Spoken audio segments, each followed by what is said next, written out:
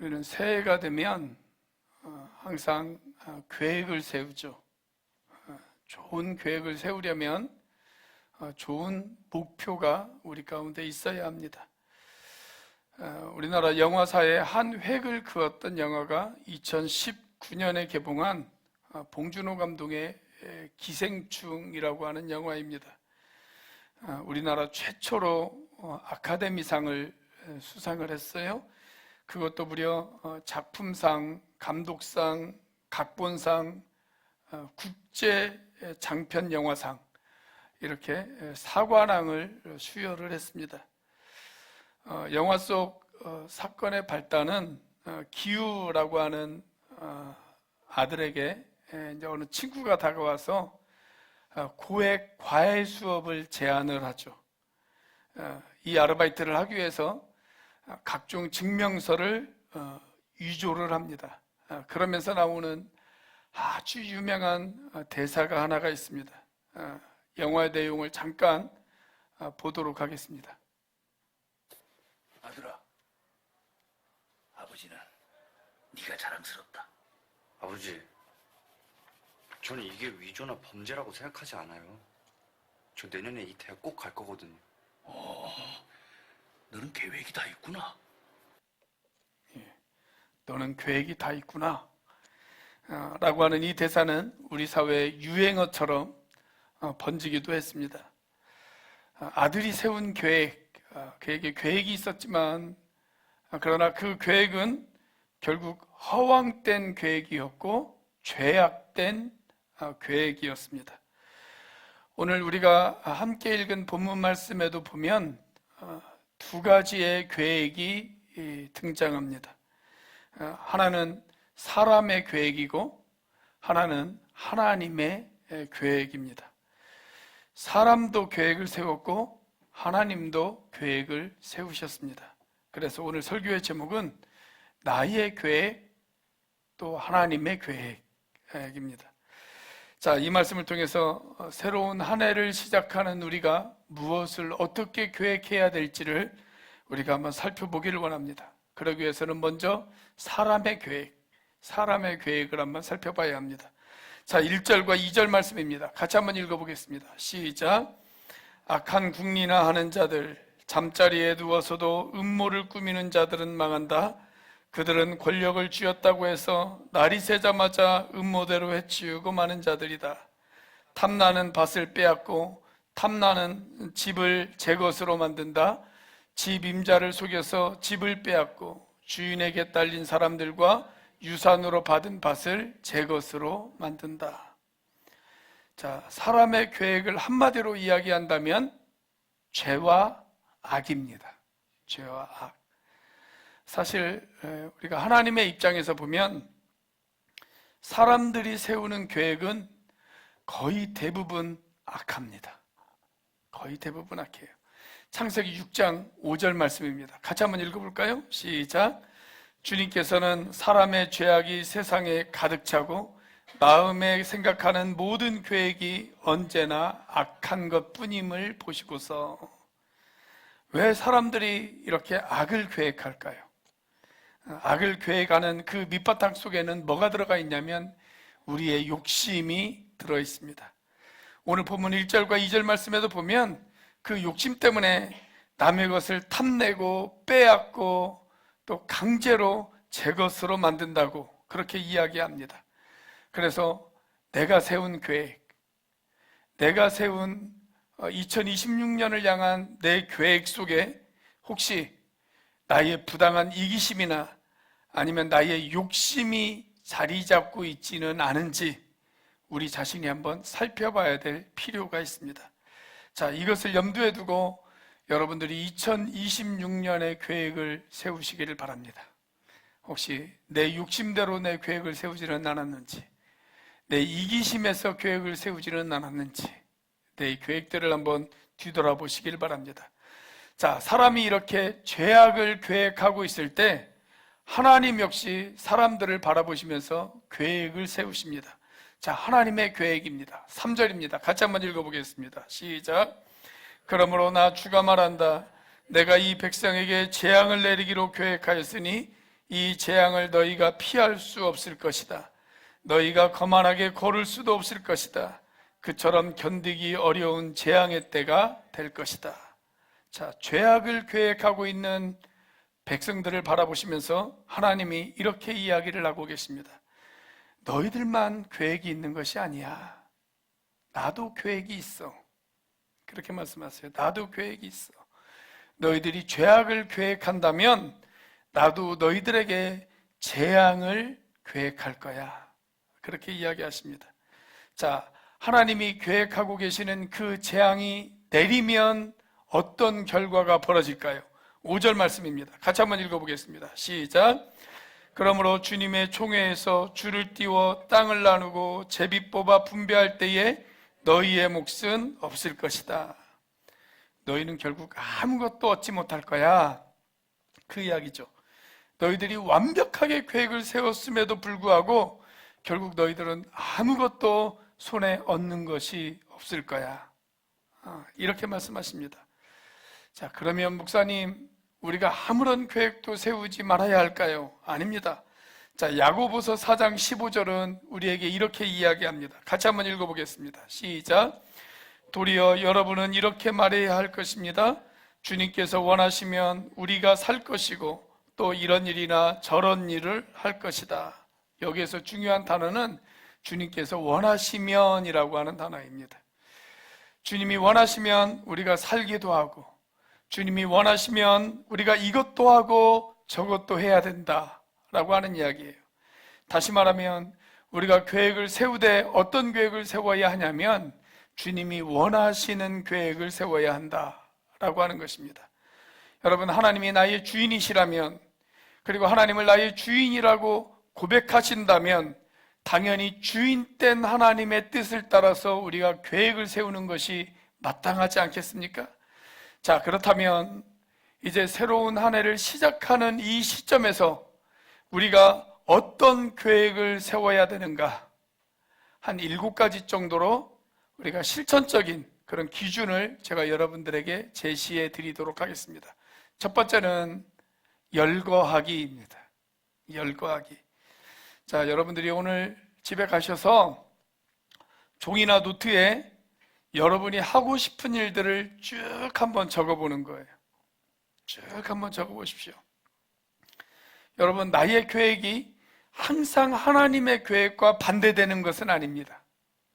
어떤 것들은 하나님께서 나에게 소망을 주시는 계획들이 있어요. 나에게 염원을 주신 그런 계획들이 있습니다. 자, 빌립보서 2장 13절 말씀 같이 한번 읽어볼까요? 시작. 하나님은 여러분 안에서 활동하셔서 여러분으로 하여금 하나님을 기쁘게 해드릴 것을 염원하게 하시고 실천하게 하시는 분입니다. 자, 여기 보면 하나님이 우리 안에 활동하세요. 그래서 내 마음 가운데 어떤 소원을 주세요. 그러니까 그 소원, 내 소원이 하나님으로부터 오는 소원도 있단 말이에요. 하나님으로부터 오는 소원. 하나님께서 나에게 어떤 계획들을 주시고 마음의 소원을 주시고 염원을 주셔서 내가 이 일을 해야 되겠다 라고 하는 하나님이 주시는 계획이 있어요. 자, 그래서 여러분들이 일단은 모든 소원들을 다 적는 것입니다. 그것이 내 소원이든 하나님의 소원이든 일단 머릿속에서 떠오르는 모든 소원들을 다 종이에 적는 거예요. 열거해서 다 적습니다.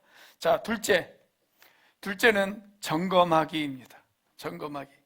자, 내가 적은 그 계획이나 소원들이 하나님의 뜻에 따른 선한 계획인지, 아니면 혹시 내 욕심이나 내 이기심에서 나온 계획은 아닌지, 이것들을 기도하면서 한번 점검해 보라는 거예요. 기도하면서 한번 점검해 보라. 자, 잠언서 13장 15절 말씀에 보면 이런 말씀이 있어요. 자, 같이 한번 읽어보겠습니다. 시작. 선한 지혜는 은혜를 베푸나 배신자의 길은 스스로 멸망하는 길이다. 자, 내 계획이 선한 동기에서 출발한 것이라면 하나님께서 은혜를 베풀어 주실 것입니다. 자, 그러나 그 동기가 선하지 못한 동기에서 출발했다면, 내 욕심에서 출발했다면 하나님께서 그 길을 스스로 멸망하게 하실 것입니다. 그래서 내가 세운 계획들을 쭉 점검해 보는 거예요.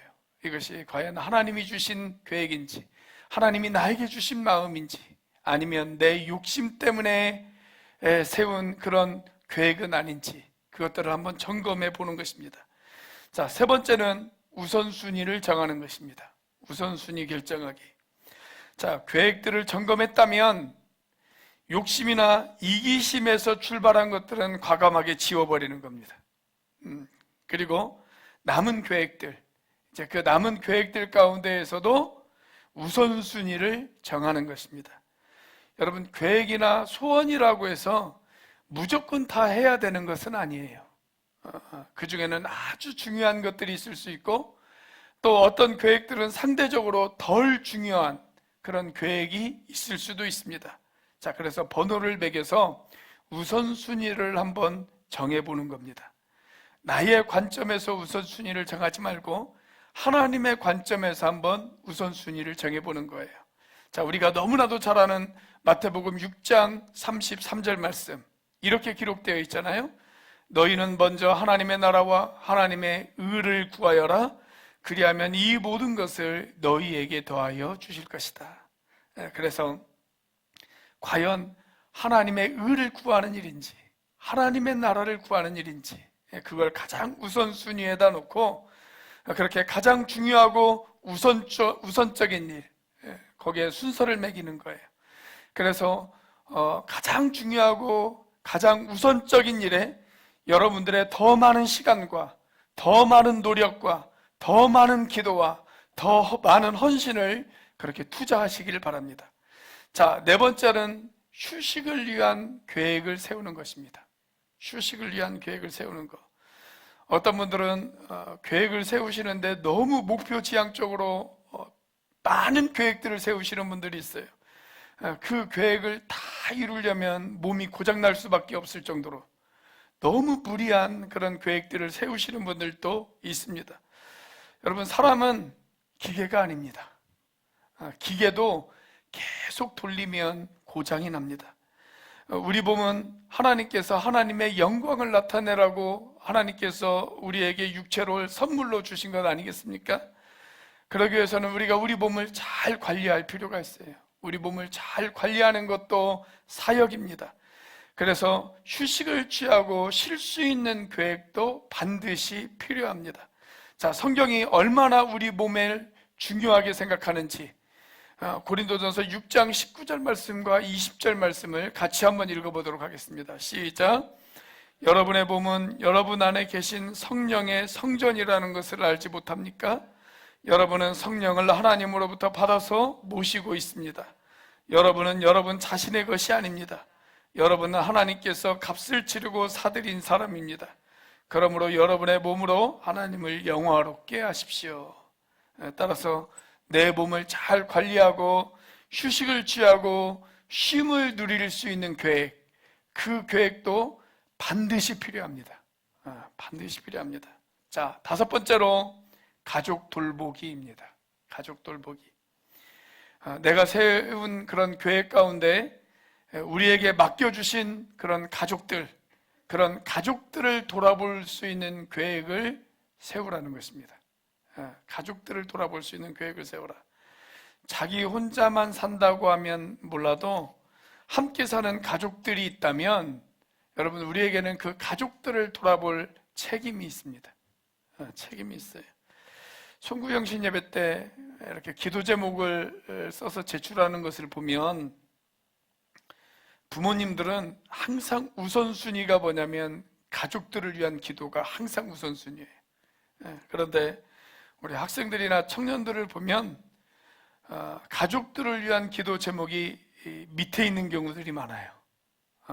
일단 나를 위해서 먼저 기도하고 그 다음에 이제 자녀들을 위한 그 가족들을 위한 부모님이나 가족들을 위한 기도가 그렇게 나올 때가 있습니다. 그리고 가족들을 위한 기도 제목이 그렇게 밑에라도 있으면 다행이는데 어떤 학생들은 아예 가족들을 위한 기도가 빠지는 경우들도 있어요. 그런데 여러분, 성경은 우리에게 가족들을 위한 우리의 책임, 그것을 얼마나 강조하고 있는지 몰라요. 자, 디모데전서 5장 8절 말씀을 보면 이런 말씀이 있습니다. 자, 같이 한번 읽어보겠습니다. 시작.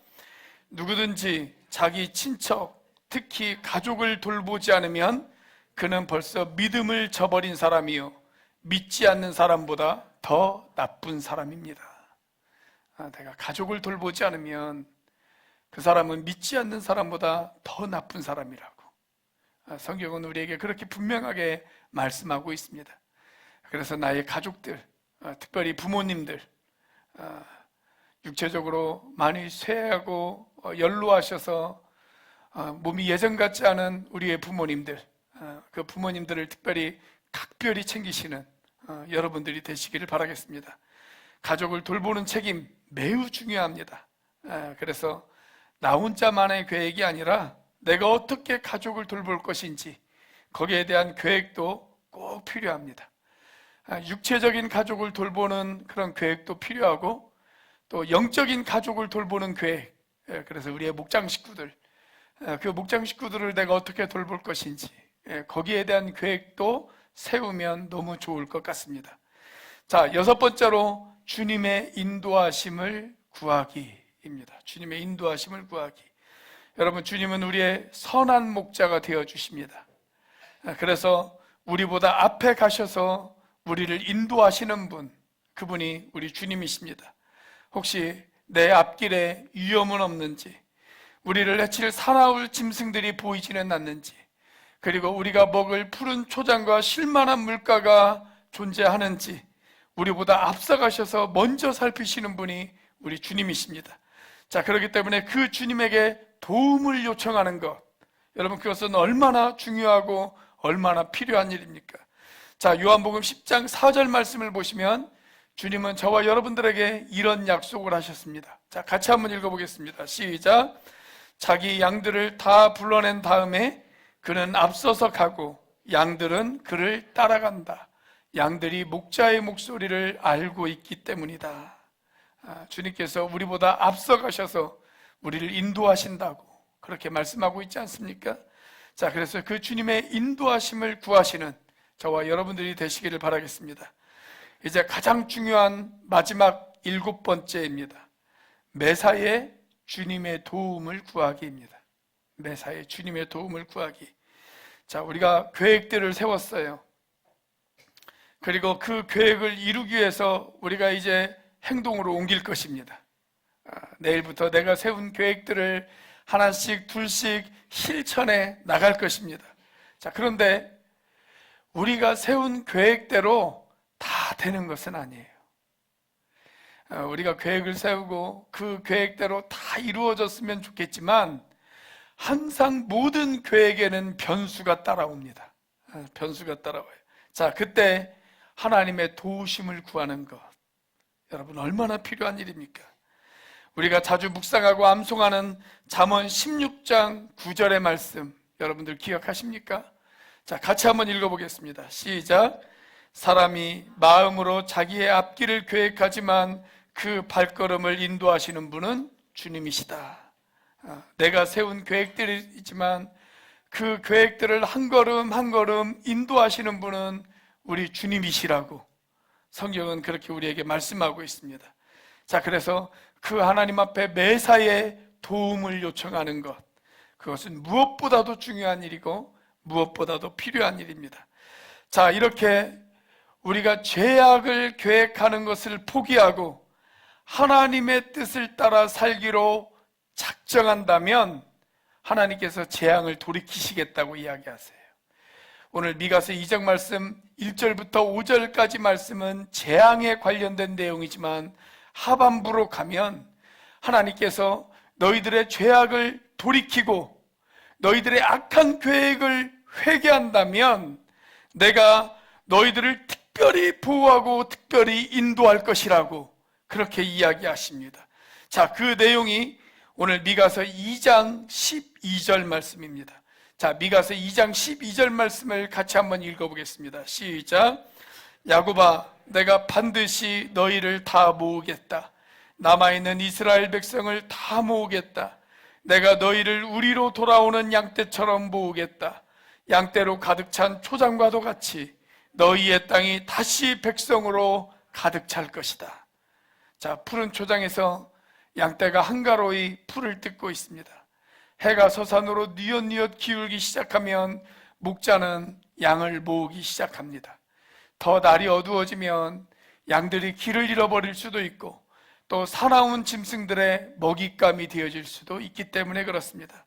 자, 마찬가지로 하나님께서도 우리의 목자가 되어주셔서 우리를 모으시겠다는 거예요. 우리를 모으시겠다. 그래서 우리를 보호해 주시겠다. 여러분, 우리가 죄악된 계획을 포기하고 하나님의 뜻을 따르기로 계획한다면 하나님의 이런 특별한 보호하심이 있을 것이라고 성경은 저와 여러분들에게 이야기하고 있습니다. 2026년 하나님 나의 죄악된 계획들을 포기합니다. 그리고 정말 내가 하나님의 뜻을 따라 살기로 약속합니다. 하나님, 나에게 하나님의 특별한 보호하심이 있게 하여 주옵소서. 이렇게 기도하시는 저와 여러분들이 되시기를 주의 이름으로 축복합니다. 자, 그리고 이 미가서 2장의 마지막 절 미가서 2장 13절 말씀도 같이 한번 읽어보겠습니다. 시작.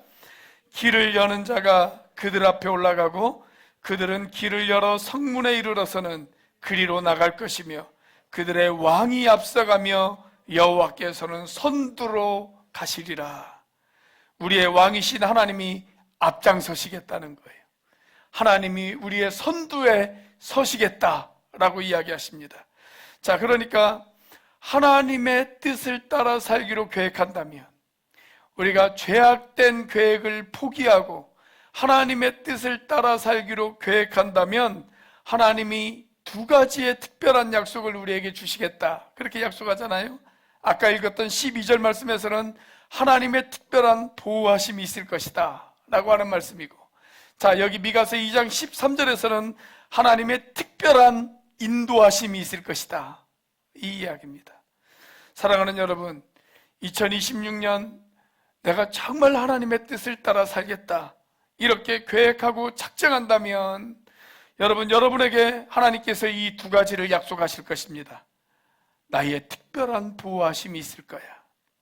나의 특별한 인도함이 있을 거야. 여러분, 그 하나님의 특별한 보호하심과 하나님의 특별한 인도하심, 그것들을 경험하실 수 있는 2026년이 되어지시기를 주님의 이름으로 축복합니다. 자, 그것들을 경험하기를 원하신다면 지금은 여러분 하나님의 뜻을 따라 살기로 작정해야 할 시간입니다. 작정해야 할 시간입니다. 자, 그리고 그 하나님께 여러분들의 선한 계획들을 기도하셔야 할 시간입니다. 그러면 2026년 12월 31일 내년 이맘때쯤 여러분들은 두 가지를 간증하게 되어질 것입니다. 하나님의 특별한 보호하심이 있었습니다. 하나님의 특별한 인도하심이 있었습니다. 이 보호하심과 인도하심을 경험하시는 2026년이 되어지기를 주님의 이름으로 축복합니다.